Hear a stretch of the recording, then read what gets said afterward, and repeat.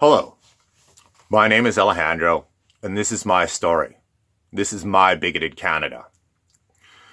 So about 4 years ago, I moved to Edgewood, to 20 acres of raw land, to try and build a place for my 75-year-old mother to retire at.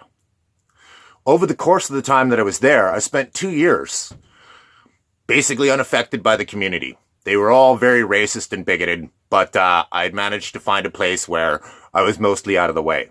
Now, my neighbor, about 100 yards up the road, one Jeffrey L. Smith, was a grow show, and he had the sheriff bust him one day. So he blamed me, claiming that I was a rat and informant and such, and harassment ensued. He physically threatened me. He threatened to put up posters all over the area, claiming that I was a rat and a police informant. So I called law enforcement, told them what was going on. They went and spoke with Mr. Smith and assured me that this would happen no more. So it escalates.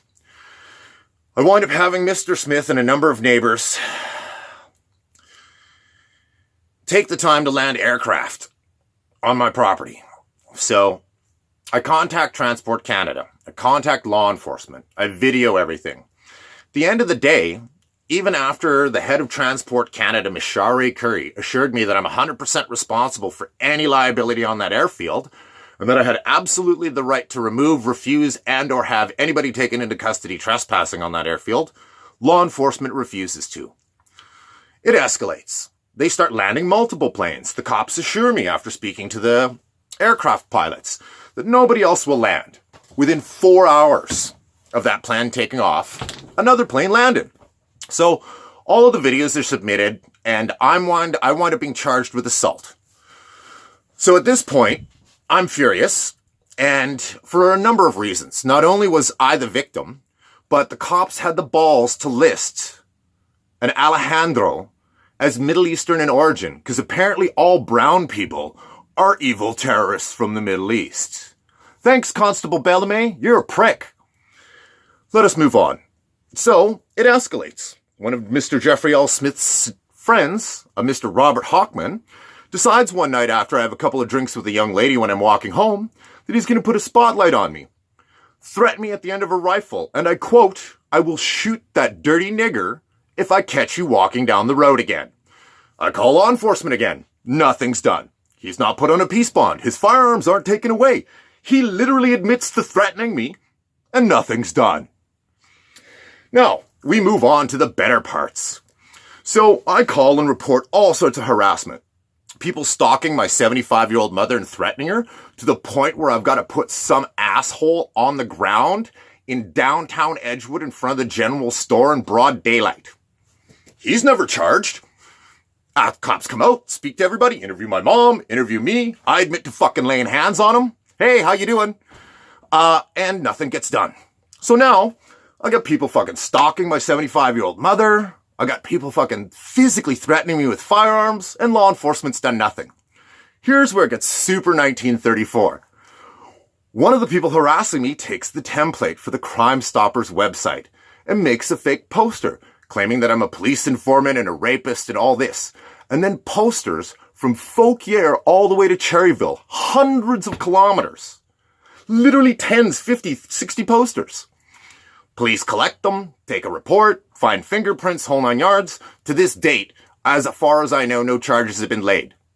So they're allowed to continue to harass me and other such stuff, the threats of physical violence, driving vehicles on my property in the middle of the day and the night, and law enforcement comes out every time, doesn't charge anybody, talks to them. There's got to be 20, 30 files from that 1 year alone. So now I get taken to court for this stupid assault when the aircrafts are landing. And I subpoena one Miss Shari Curry to testify at court. Now the Department of Justice, oddly, sends 2 subpoenas to quash her testimony because they're terrified of the fucking liability. They failed to protect me. They failed to have law enforcement protect me. And they allowed me to be 100% responsible for all of the shit happening on the airfield. Hey, Miss Curry, I'm hoping that you lose your job. So to prove all of this, I actually have email correspondence between law enforcement and the head of Transport Canada Civil Aviation, one Miss Share Curry, outlining the entire 6 to 8 months where nothing was done and nothing was facilitated to protect myself or my 75-year-old mother, Gwen. So it gets crazier. I wind up having Valerie Hockman, Robert Hockman's sister who works on the Needles Ferry, use her position to call and have people stalk us. So January 28th in the day, it's like my fourth call to law enforcement in like a week alone about them stalking my fucking 75-year-old mother. This time I'm there. Buddy parks in the fucking airfield in front of my home and sits there, starts a bonfire, and claims that he's having a birthday party. Please come out and talk to him. Ask him to move, blah, blah, blah, blah, blah. Cops leave. They actually moved the party closer to my home. Probably not 100 yards away, rather than the 200, 300 they were sitting in the airfield. It escalates. I call the police. There's a couple dozen people out there, fireworks, what appear to sound like gunshots, etc. So I call them again. And this is 4 hours later, 5 hours later. So I talked to them at 2 o'clock in the afternoon. It's 5, 6 o'clock. And they're telling me 7 o'clock that they're not going to come out for 3 to 5 hours. So I basically issue a physical threat, knowing full well that by protocol of the RCMP they are required to attend. Having said that, they fail to attend in an expedient manner. And I lose my temper and take a chainsaw to a power pole so as to ensure the stopping of this party. At that point, I have a dozen of Jeff's friends spill out onto a public road and bludgeon me like a baby seal. So here's the good part. While we were after being viciously assaulted by Reese Brampton, Robert Hockman, Jeff Smith, Hockman, Robert's wife, etc., etc., etc., and a number of other people that I can't identify because it was dark, I wind up walking away with a number of fractured ribs, a gash in the back of my head from a piece of pipe or a flashlight that required over 8 stitches, 2 stitches in my right eye from them clubbing my face with a pipe, and my right ear almost torn off. So I stagger down to my mom's, about 1 kilometer away, and when they try to chase me, they wind up writing off one of their vehicles. I don't know who that was. I think it was you, Hockman. I'm really glad you blew up your truck. Having said that, I get to the hospital after the ambulance ride, and I'm taken into custody immediately by law enforcement, literally reading me my Miranda rights while the physician is still stitching up my skull. Now, one of the chief parts about this is that all of those people lied. There is actual testimony or recorded submission from one of the attendees at the party outlining that every single human being was high on mushrooms when they did it. Nothing was done. That evidence was excluded from the disclosure package. Hey, Constable Bellamy, gonna ruin your career.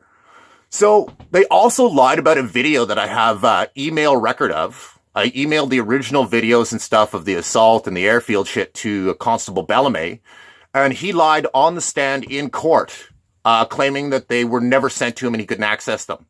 I have full records both from my YouTube account as well as a copy of the original email sent to him. So, screw you, Bellamy. You're a liar and you perjured yourself on a stand.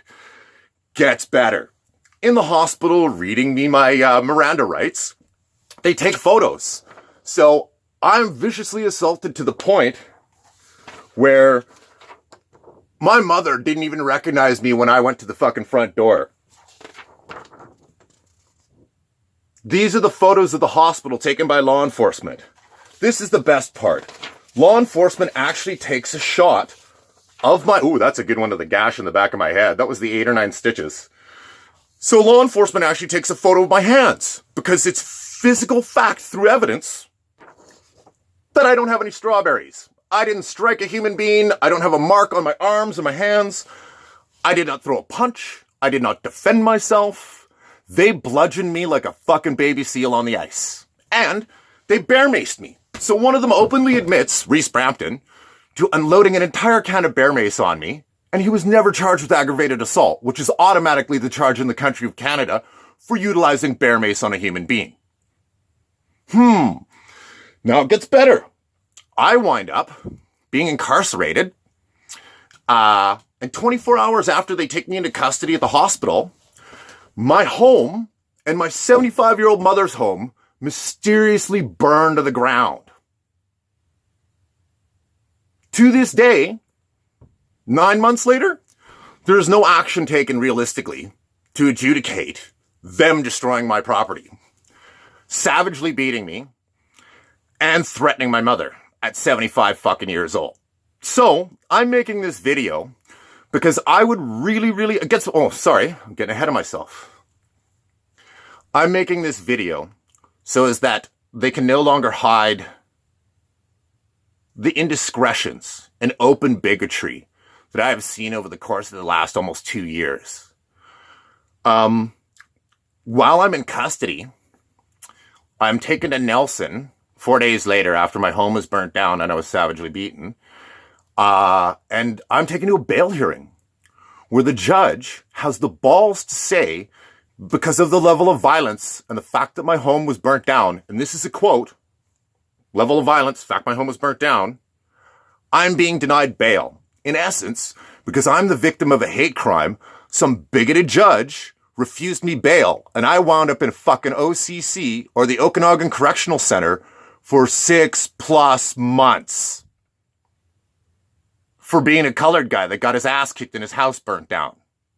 Good job. I'm really glad the judges in Nelson are incredibly bigoted enough to move forward with such a ballsy move and openly say it in a courtroom for a matter of court record. Having said that, while I'm in custody at OCC over those 7 months, my mom calls the police and files multiple complaints because there's game cams on our property. Megan Andrews and Jeff Lawrence Smith on video coming onto our property and having all sorts of stuff vandalized. My mother's work truck on the property was fucking destroyed, wheels, rubber stolen, rims and rubber stolen, a whole bunch of fucking equipment was stolen, a table saw, a fucking generator, a concrete mixer, dude, they stole fucking thousands of dollars worth of equipment from my 75-year-old mother that I was using to build her house, her homestead. And it's on video, them entering our property and exiting our property. And law enforcement did nothing, under the auspice that nobody was living there anymore. So apparently in the country of Canada, if you're not living in that space immediately, people are allowed to plunder it, destroy it, or trespass without fucking consequence. Thanks, Constable Bellarmé. So now, while I'm in jail, and what's left of my mom's property is being destroyed or stolen, without any fucking protection from law enforcement, even though she has video of the perpetrators, I'm fucking furious and nothing gets done. And I file a formal complaint with the Civilian Complaints and Review Commission to ensure that something gets done.